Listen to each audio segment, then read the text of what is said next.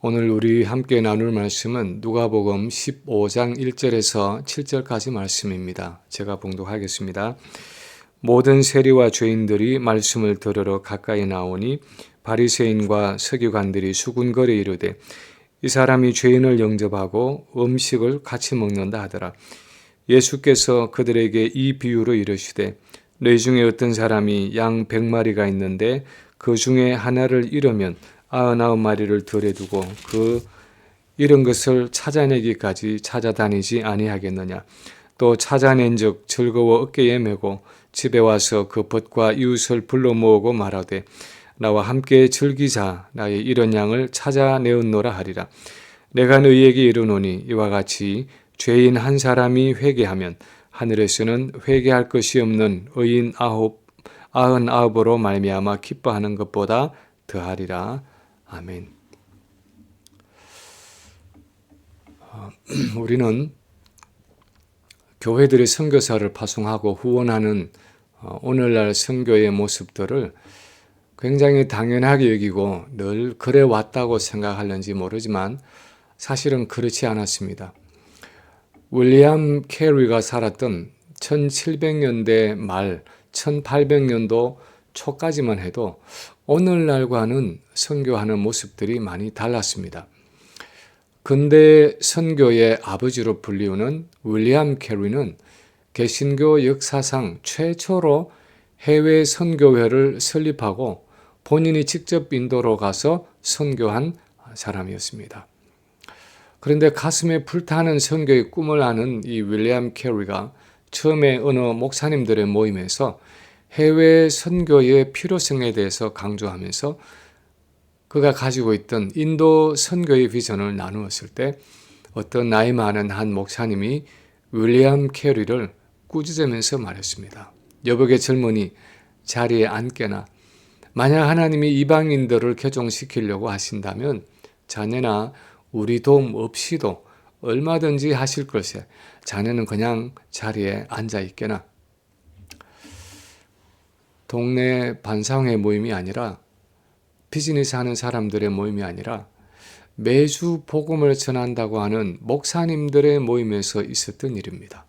그것도 평생을 목회했다고 말하는 나이 많은 선배 목사님이 한 이야기입니다. 우리는 이런 이야기를 들으면서 의아한 생각이 들는지 모릅니다. 어떻게 목사님이 그런 이야기를 할 수 있을까? 그런데 사실 그것은 그 목사님만의 문제가 아니었습니다. 그 당시 기독교계 전체가 그런 생각에 빠져 있었습니다. 하나님을 열심으로 믿는다고 하는 많은 기독교인들도 전도나 선교에 대해서는 그렇게 생각하고 있었습니다. 전도나 선교는 전능하신 하나님이 주권적으로 하시는 일이기 때문에 이미 구원이 예정된 사람이라면 어떤 식으로든 하나님이 구원하실 것이라고 생각했습니다. 그래서 영혼을 구원하는 일에 굳이 우리 인간들이 그렇게 적극적으로 나설 필요가 없다고 생각했습니다. 하나님이 알아서 하신다 하는 생각이었습니다. 하나님의 성품에 대해서 많이 오해한 것이죠. 오늘 본문의 예수님 당시에도 많은 사람들이 하나님의 성품에 대해서 일종의 오해를 가지고 있었습니다.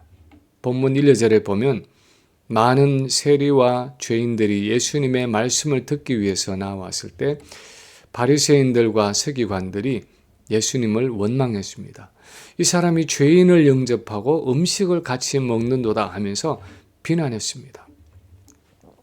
세리와 장녀와 같은 그 시대의 죄인들을 하나님께로 인도하고 가르쳐야 할 요즘 같으면 신학교 교수들이고 목사들인 교사들인 그 사람들이 예수님이 죄인들을 데리고 말씀을 나누고 전도하고 교제하고 있다고 비난한 것입니다.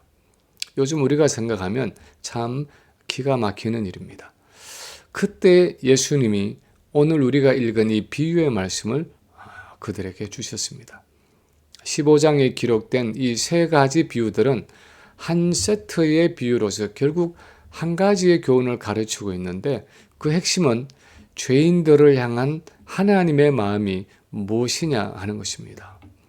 바리새인들과 서기관들이 멀리하고 비방하고 있는 세리와 창녀와 여러 죄인들을 향한 하나님의 그 진짜 마음이 어떤 것인지를 그들이 알기를 원하신 것입니다. 그렇다면 이 비유들을 통해서 예수님이 나타내 보이시는 하나님의 마음은 과연 어떤 것입니까? 첫째로 오늘 본문이 말씀하는 것은 하나님은 죄인들을 보실 때 잃어버렸다고 생각하신다는 사실입니다. 하나님은 죄인들을 보실 때에 잃어버렸다라고 생각하신다는 사실입니다. 오늘 본문에서 거듭거듭 강조되고 있는 한 단어가 있다면 잃어버렸다 하는 단어입니다. 4절에 보면 어떤 사람이 양 100마리가 있는데 그 중에 하나를 잃으면이라고 말씀하셨고 그 잃은 것을 찾아내기까지라고 말씀하셨습니다. 6절에 보면 목자가 나와 함께 즐기자 나의 잃은 양을 찾아내었노라 하고 말하고 있습니다. 우리가 읽지는 않았지만 8절에도 어떤 여자가 10드라크마가 있는데 하나를 잃으면이라고 말씀하십니다. 세 번째 비유의 마지막 절인 32절에서도 아버지가 큰아들에게 이 내 동생은 죽었다가 살아났으며 내가 잃었다가 얻었기로 하고 말하고 있습니다. 잃어버렸다 하는 것이 오늘 본문의 가장 핵심이 되는 단어 중에 하나입니다. 이 비유들은 모두 이 죄인들을 향한 하나님의 마음을 보여주기 위한 것인데 그 첫 번째는 그것이 어떤 종류의 사람이든 하나님은 죄인들을 생각하실 때 그들은 원래 하나님의 소유였는데 잃어버렸다라고 생각하신다는 사실입니다. 마치 이 목자가 자기의 양을 잃어버린 것처럼 그리고 여인이 자기의 드라크마를 잃어버린 것처럼 또 아버지가 사랑하는 아들을 잃어버린 것처럼 하나님은 죄인을 원치 않게 잃어버렸다라고 생각하신다는 사실입니다. 사실 엄밀하게 말하면 양의 경우에 미련하고 고집센 양의 책임일 수도 있고 사람의 경우에 아버지의 재산을 상속받아서 탕진한 불효막심한 아들의 문제였습니다. 그러나 여전히 그런 죄인도 하나님은 잃어버렸다라고 생각하신다는 것입니다. 예수님을 원망하던 바리새인들과 서기관들은 그 죄인들은 하나님이 버리셨다라고 생각했습니다. 의도적으로 구원에서 제외시켰다고 생각했습니다. 그들이 하나님께 나오는 것을 원치 않으신다고 생각했습니다. 실제로 어떤 랍비의 문헌에는 왜 하나님이 이방인들을 창조하셨는가 하고 질문을 하고는 그 아래다가 지옥의 땔감으로 쓰시기 위해서이다 라고 답을 했는데 그 당시 이들은 세리나 창녀와 같은 죄인들은 이방인과 동급으로 취급했습니다. 그래서 이런 죄인들은 모두가 다 하나님이 버리신 인간들이라고 생각을 했습니다. 그런데 예수님은 그들의 생각을 고치기를 원하셨습니다. 이 잃어버린 양의 비유와 잃어버린 드라크마의 비유를 통해서 또 잃어버린 아들의 비유를 통해서 죄인들은 하나님께 버림받은 사람들이 아니라 원래 하나님의 소유였지만 그들의 죄로 인해서 사단의 손에 빼앗긴 사단에게 탈취당해서 잃어버린 하나님의 피조물들이라고 말하고 있는 것입니다. 아담의 범죄 후에 메시아가 오시기까지 인류는 하나님이 잃어버린 양들이었습니다. 잃어버린 드라크마였고 잃어버린 아들들이었습니다. 지나온 4,000년 동안 하나님의 마음에는 그 상실의 마음이 있었다는 것입니다. 그것이 죄인들을 향한 하나님의 마음이라는 것입니다.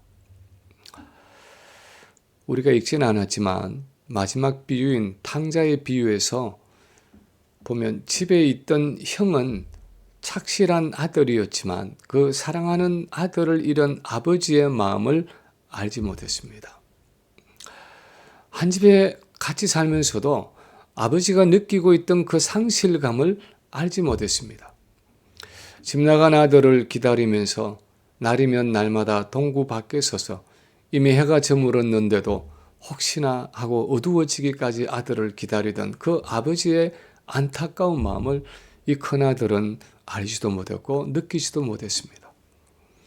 이 형은 집 나간 동생을 향해서 한 번도 상실감을 가져본 적이 없었을 뿐 아니라 오히려 아버지의 살림을 창기들과 함께 삼켜버린 아들이라고 동생을 미워하고 정죄하고 있었습니다. 죄인들을 향한 우리의 마음은 어떤 것입니까? 교회 밖에 있는 불신자들을 향한 우리의 마음은 어떤 것입니까? 우리는 죄인들을 향한 이 하나님의 상실감을 알고 있습니까? 자기 창조의 걸작품인 인간을 사단의 계략으로 잃어버린 이 하나님 아버지의 아픔과 슬픔을 우리는 알고 있습니까? 우리가 교리적으로 어떻게 생각하더라도 오늘 본문은 하나님은 죄인들을 잃어버렸다고 생각하신다고 가르치고 있습니다. 두 번째로 오늘 본문이 또한 말씀하는 것은 하나님은 죄인들을 찾고 또 찾으신다는 사실입니다. 죄인들을 찾고 또 찾으신다 하는 사실입니다. 오늘 본문이 보여주는 또 한 중요한 이미지는 잃어버린 양을 찾고 또 찾는 목자의 모습입니다.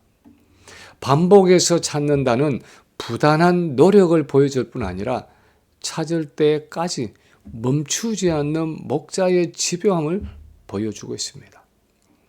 4절에 보면 예수님은 그 중에 하나를 잃으면 99마리를 덜에 두고 그 잃어버린 것을 찾아내기까지 찾아다니지 아니하겠느냐 하고 말씀하고 있습니다. 그 잃은 양을 찾아낼 때까지 목자는 그 찾는 작업을 멈추지 않는다는 것입니다. 심지어는 이 목자가 99마리를 덜에 두고 그 잃은 한 마리의 양을 찾아 나선다고 기록하고 있습니다. 잃은 한 마리 양을 찾기 위해서 99마리의 양을 들판에 놓고 간다는 것이 얼마나 비현실적이고 모순된 모습입니까? 그러나 이것은 목자의 심정이 얼마나 절박하고 안타까운지를 나타내는 표현입니다. 나머지 양을 누군가의 손에 맡겨 놓더라도 그 잃어버린 한 마리의 양을 포기할 수 없다는 것입니다. 그 양을 찾기까지 목자는 집으로 돌아가지 않는 것입니다. 그 목자의 심정이 바로 죄인을 찾으시는 하나님의 마음이라는 것입니다. 8절에서도 하나를 잃으면 등불을 켜고 집을 썰며 찾아내기까지 부지런히 찾지 아니하겠느냐 하고 말씀하시는데 그 잃어버린 드라크마를 찾기 위해서 여인이 등불을 켜고 집을 썰며 마침내 그것을 찾을 때까지 포기하지 않고 부지런히 찾는다는 것입니다. 오늘 이 두 비유가 공통적으로 그리고 있는 것은 목자나 여인이나 마침내 그 잃어버린 것을 찾아내기까지 그 찾는 작업을 멈추지 않는다는 것입니다. 하나님은 그냥 가만히 앉아서 죄인이 알아서 돌아오기를 기다리는 분이 아니라 적극적으로 죄인을 찾는 분입니다. 그 죄인을 찾을 때까지 멈추지 않는 분입니다. 찾으면 찾고 말면 말고 하는 식의 대충대충 찾으시는 분이 아니라 잃어버린 죄인을 집요하게 찾고 또 찾으시는 분이라는 것입니다. 그래서 마침내 그 죄인이 돌아오기까지 멈추지 않고 포기하지 않고 반드시 그 죄인을 찾아오시는 분이라는 것입니다.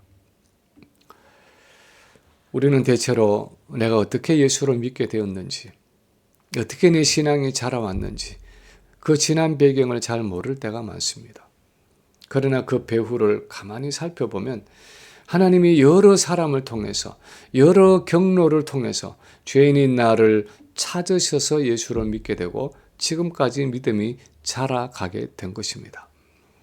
내가 오늘날까지 이렇게 예수를 믿고 신앙생활을 하게 된 데는 내 부모님들이 나의 믿음을 위해서 기도하셨고 내 형제들이, 내 친척들이 나를 위로하고 격려하며 붙들고 왔기 때문입니다. 때로는 내 친구가, 교회의 성도들이 말씀으로, 기도로 나를 권면하고 당겨주기도 하고 밀어주기도 했기 때문입니다. 하나님은 지금까지 여러 사람과 여러 상황들을 통해서 나를 찾아주시고 내가 실족지 않도록 붙들어 오셨습니다. 그런데 예수님이 그 시대의 종교 지도자들을 향해서 가진 책망은 잃어버린 죄인을 찾지 않는다 하는 사실이었습니다. 찾는 것은 고사하고 오히려 그들이 예수님께 나오는 것을 불평하고 원망했습니다.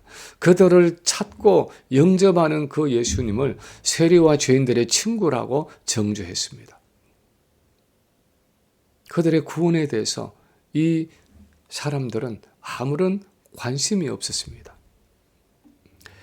데이비드 플랫 목사님이 쓴 복음이 울다 하는 책이 있는데 영어로는 Something Needs to Change 하는 제목의 책입니다. 몇 년 전에 그 책을 읽게 되었는데 그 내용은 이 목사님이 8일 동안 히말라야 지역에 산행을 하면서 만난 주변 사람들의 아픔과 고통과 질병과 기아, 인신매매와 가난 등 여러 어려운 상황들을 적나라하게 보여주면서 그들의 고통에 대해서 과연 우리 그리스도인들이 무엇을 할 수 있는가 하는 것을 안타까운 마음으로 적은 책이었습니다.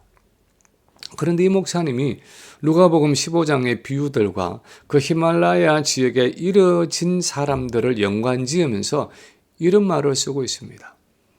침대에 엎드려서 내가 지난 한 주간 동안 본 한 사람들에 대해 생각하다가 누가복음 15장과 관련된 무언가를 깨달았다. 잃어버린 상태보다 더 나쁜 것이 하나 있다. 그것은 그 잃어버린 자들을 아무도 찾지 않는다는 것이다. 다시 말하면 잃어버린 상태 그 자체도 나쁜 것이지만 그것도 불행한 것이지만 그것보다 더 불행하고 나쁜 것은 그 잃어버린 자들을 아무도 찾지 않는 무관심이라는 것입니다. 잃어져 버린 것만 해도 불행한 일인데 그 잃어버린 자들에 대해서 아무도 관심을 가지지 않고 아무도 찾지 않는 것은 더욱 불행하다는 것입니다. 우리는 잃어져 버린 죄인들에 대해서 관심을 가지고 있습니까? 하나님의 마음을 가지고 그 아버지의 상실감을 가지고 그 죄인들을 찾고 또 찾고 있습니까?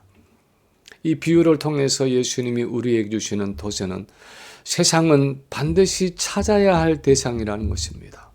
마치 목자가 온 산과 들을 찾아서 헤매듯이, 마치 여인이 불을 켜고 온 집의 구석구석을 쓸고 닦이며 찾아내듯이 세상은 반드시 찾아져야 할 대상이라는 것입니다.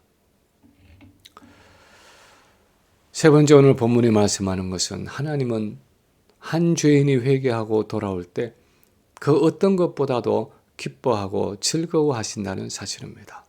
한 죄인이 회개하고 돌아오는 그것을 그 어떤 것보다도 기뻐하고 즐거워하신다는 것입니다. 오늘 본문의 마지막에 느껴지는 한 현저한 감정은 말할 수 없는 기쁨입니다.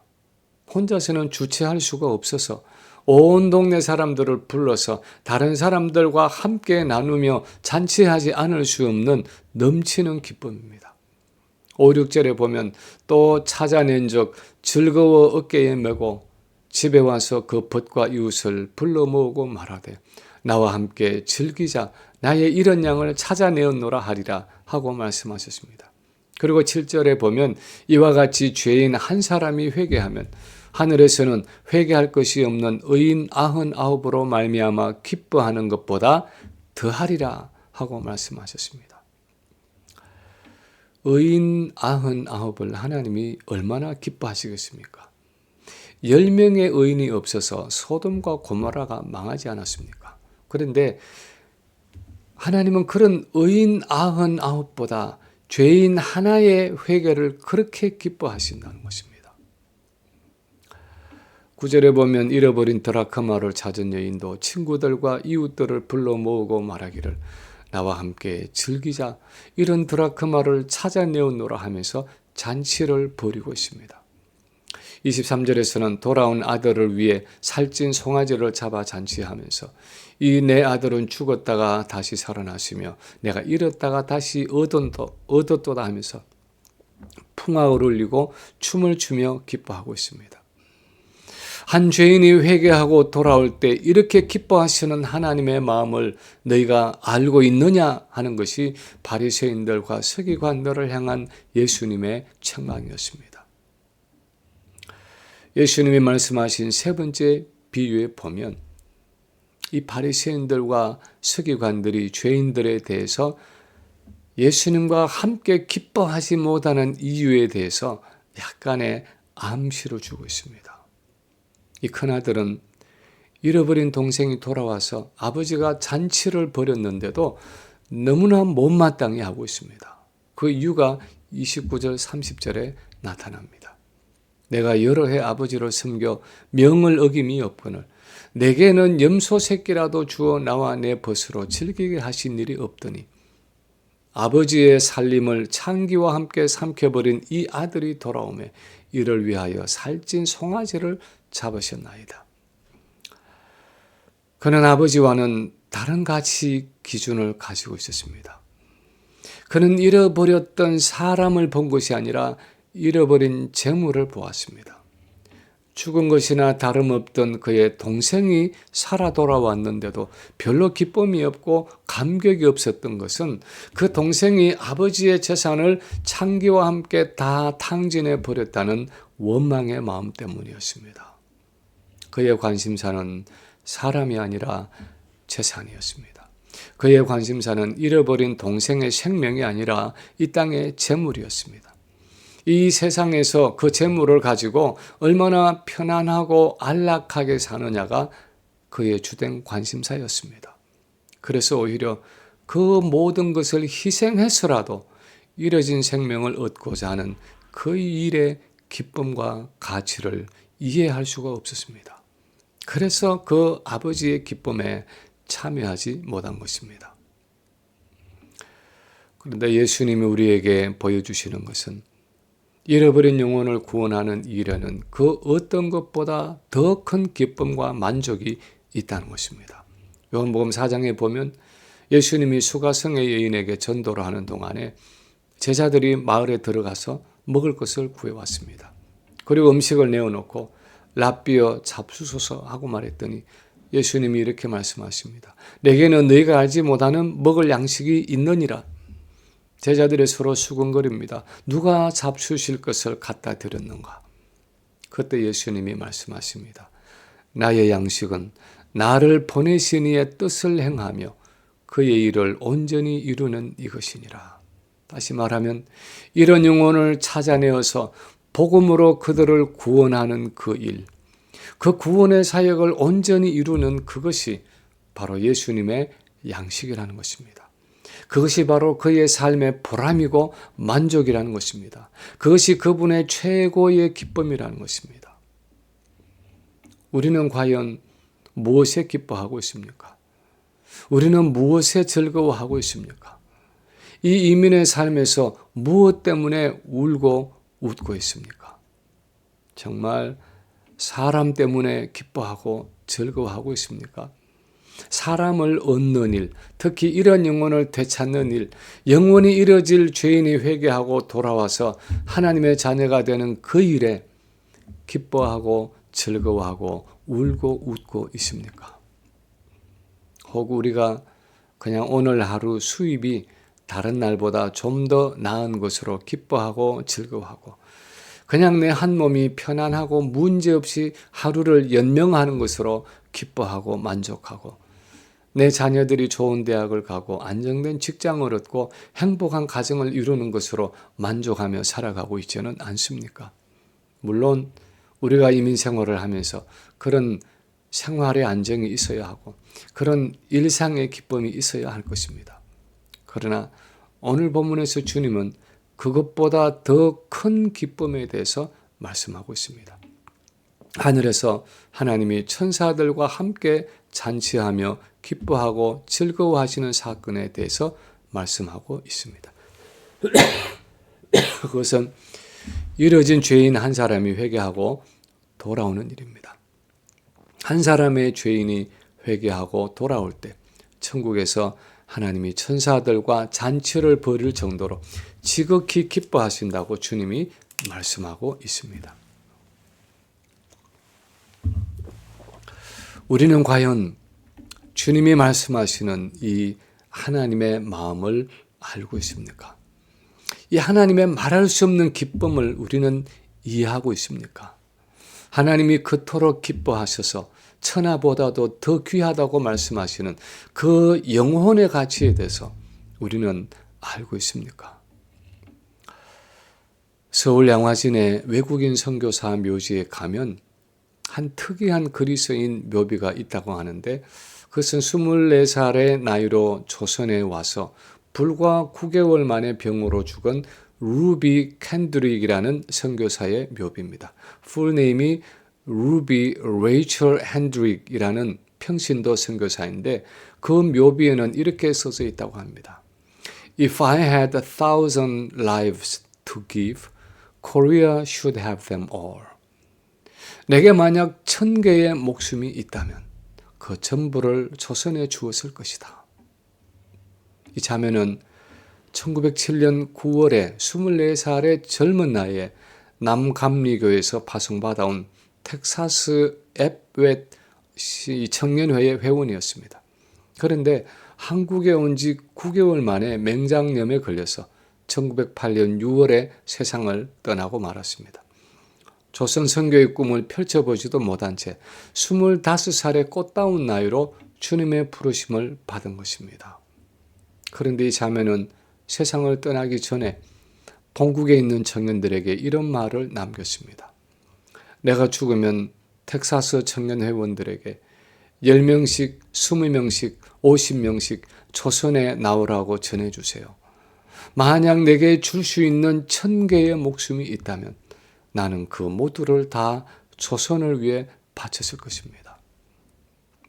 이 자매의 말을 전해 듣고 그 청년들이 헌신해서 20명 이상의 선교사로 자원했고, 그 청년회에서 헌금을 해서 조선에 파송한 선교사를 후원했습니다. 그리고 이 자매는 일제의 압박이 점점 심해져 오던 기간에 자기의 부모님께 이렇게 마지막 편지를 썼습니다. 탄압이 점점 심해지고 있습니다. 선교 본부에서는 다들 철수하라고 했지만 대부분의 선교사들은 자기들이 전도한 조선인들과 아직도 숨어서 예배를 드리고 있습니다. 오늘은 유난히도 집에 가고 싶네요. 저는 이 땅에 저의 심장을 묻겠습니다. 이것은 조선에 대한 저의 열정이 아니라 바로 하나님께서 조선을 향해 가지신 열정이라는 것을 알게 되었습니다. 하나님께서 조선을 향해 가지신 그 열정, 죄인을 찾고 또 찾으시는 그 하나님의 열정이 25살 난 이 자매의 심장을 조선에 묻게 했습니다. 그러고도 내가 1,000개의 목숨이 더 있었더라면 조선에 다 주었을 텐데 라고 말하고 있습니다. 그것이 죄인을 향한 하나님의 마음이라는 것입니다. 그 하나님의 열정이 지금도 온 열방의 수많은 선교사들과 전도자들을 통해서 나타나고 있는 것입니다. 이 땅에서 우리가 많은 것으로 즐거워할 수 있지만 우리의 가장 큰 기쁨과 즐거움은 잃어진 영혼을 찾고 찾아서 마침내 그가 하나님께 회개하고 돌아오는 것을 보는 기쁨입니다. 세상에 그 어떤 것보다 더 큰 기쁨이 바로 영혼을 구원함으로 얻는 즐거움입니다. 왜냐하면 하나님이 그 일을 가장 기뻐하시기 때문입니다. 하나님이 천국에서 그 일로 잔치를 벌이시기 때문입니다. 우리가 하나님의 자녀라면 마땅히 그 하나님의 기쁨이 우리의 기쁨이 되어야 할 것입니다. 그것을 위해서 기도하고 헌신하고 그 일에 동참해야 할 것입니다.